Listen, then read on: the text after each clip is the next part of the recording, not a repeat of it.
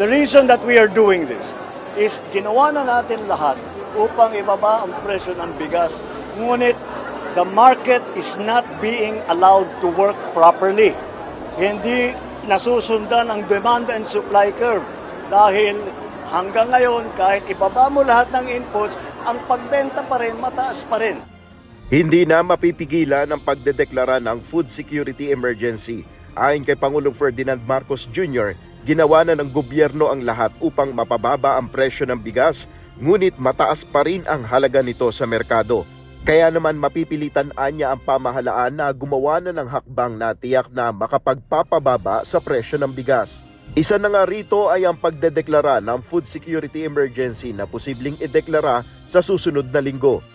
And so we have to force that price down and we have to make sure that the market works properly, na walang friction cost na nangyayari dahil sa sari-sari iba't ibang bagay at yung iba doon illegal, kaya doon ang iniimbestigahan ngayon ng Kongreso.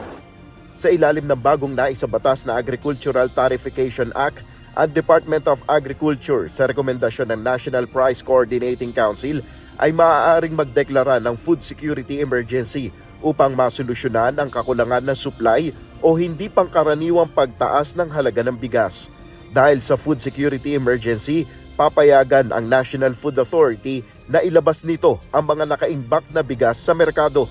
Samantala, inilarawan naman ng Pangulo ang 2025 national budget na suboptimal o mababa sa kinakailangan ng gobyerno.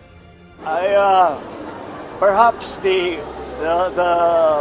budget as was passed, you could describe it as suboptimal, but we are remedying that situation. Ayon kay Pangulong Marcos Jr., ilang mga sektor na may kakulangan ng pondo ang hinahanapan na ng paraan ng gobyerno upang mapunan. Ito ay upang maiwasan na rin ang malaking problemang maaaring idulot ng kawalan ng budget.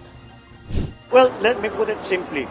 Ang ginagawa natin ay yung mga masyadong nawala sa NEP, sa National Expenditure Program, na hindi na nabigyan ng pondo, ay hinahanapan namin ng mga savings para maibalik ang mga pondo yan, kagaya sa edukasyon, kagaya sa health, kagaya mga pabahay.